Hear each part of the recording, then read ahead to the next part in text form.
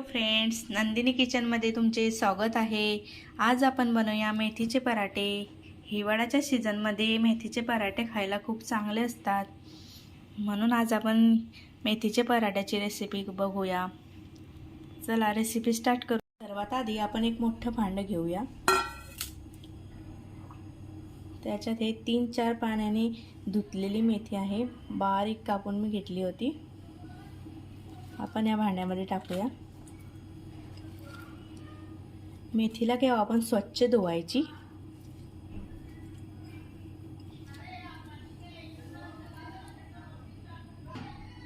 मी इथे मसाला करून घेतलाय।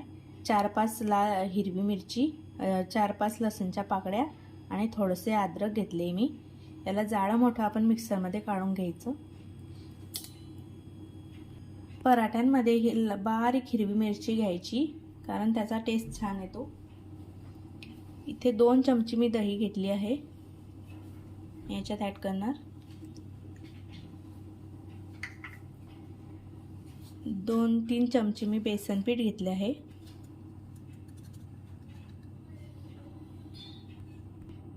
बारीक चिरलेला कोथिंबीर घेतला आहे मी।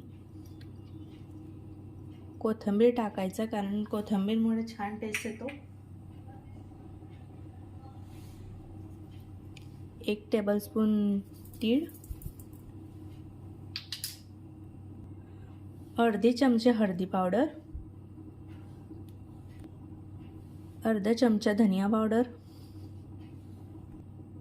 आणि 1 लिंबूचा मी रस इथे काढून घेतला आहे, तो पण मी याच्यात टाकणार आहे। आणि इथे 1 कप एवढं गव्हाचं पीठ घेतलं आहे, ते मी याच्यात टाकेल। आणि चवीनुसार मीठ आणि 1 पडी तेल याच्यात घालायचं।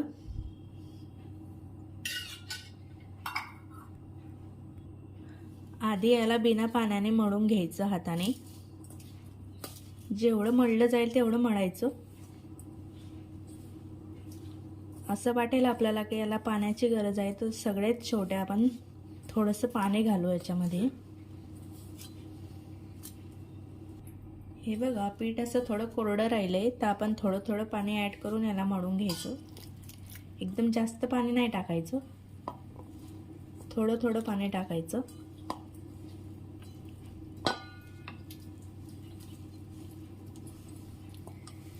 मेथीच्या पराठ्यांमध्ये ओवा सुद्धा टाकतात, पण ओवा मला फारसा आवडत नाही, म्हणून मी स्किप केलेला आहे।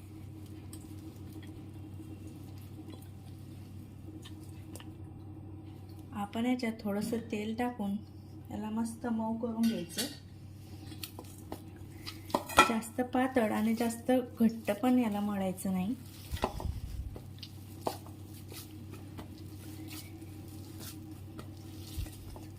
असं याला मळायचं बघा, जास्त पातळ पण नाही आणि जास्त घट्ट पण नाही। याला 15 मिनिटं किंवा अर्धा तास तरी तुम्ही मुरू दिलं तर चांगलं होईल, कारण मुरल्याने पराठे एकदम नरम येतात। म्हणून याला आता झाकण ठेवून रुमाल टाकून नाहीतर 15 मिनिटं राहू देणार आहे। हे बघा, 15 मिनिटं झालेले आहे। छान अशी आपली कणिक मुरलेली आहे। आता आपण तवा गरम करायला ठेवूया। तवा गरम होतोय तोपर्यंत आपण पराठे रेडी करून घेऊ। इथे हाताला थोडं तेल लावून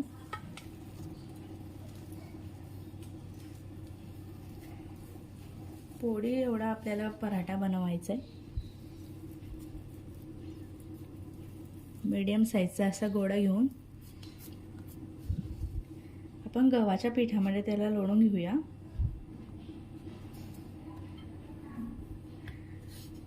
आणि लाटण्याने हलक्या हाताने असं त्याला लाटून घेऊ।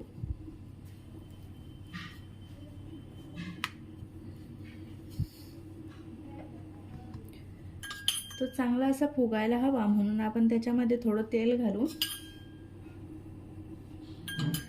हाताने असं फैलवून घेऊया। आणि थोडं गव्हाचं पीठ टाकून आपण पोळी जशी करतात तसंच त्या पराठ्याला सुद्धा करायचं। हलक्या हाताने असं प्रेस करायचं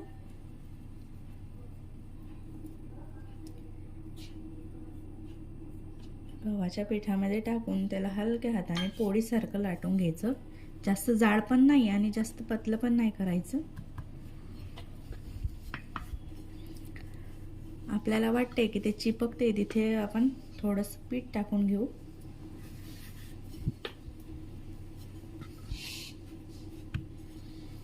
दोघी साईडनं असं व्यवस्थित लाटून घ्यायचं.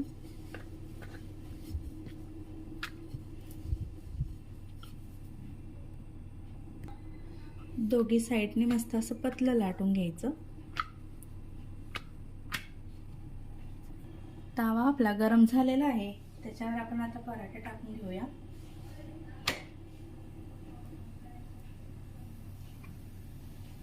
गॅसला कमीच ठेवायचं.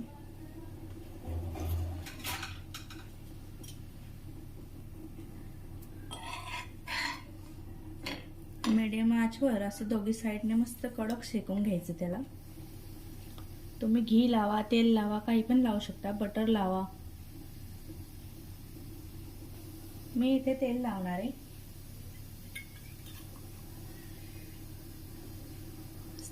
चौफेर तेलला पसरवून घ्यायचं.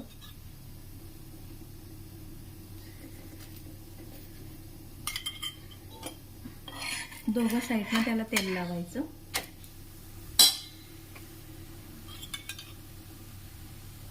गॅसला कमीच ठेवायचं, कारण तेल टाकल्याने ते जळलं जाते, म्हणून आपण गॅसला कमीच ठेवू.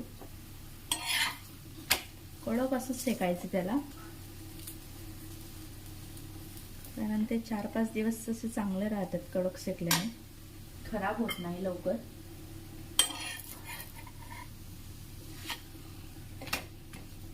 बघा असे कडक शेकायचे मस्त. हलक्या हाताने प्रेस करून त्याला शेकायचे.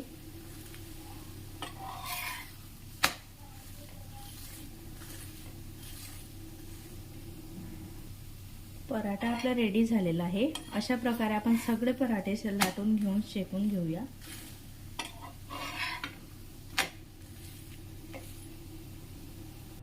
अशा प्रकारे आपण सगळे पराठे लाटून घेऊ. हिवाळ्यामध्ये बाजारात मेथीची भाजी खूप छान मिळते, म्हणून हिवाळ्याच्या सीझनमध्ये मेथीची भाजी जास्त खातात.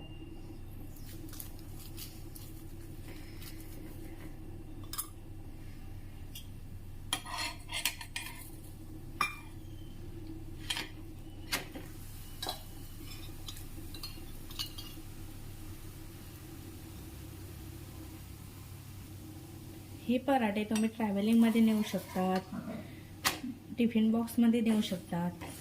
अजिबात खराब होत नाही आणि टेस्ट पण छान लागते खायला.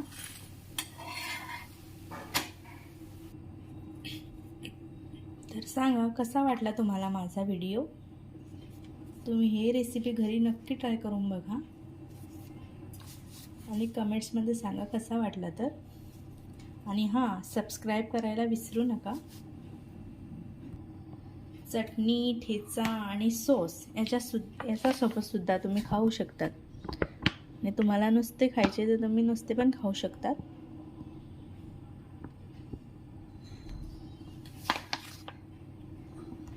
धन्यवाद.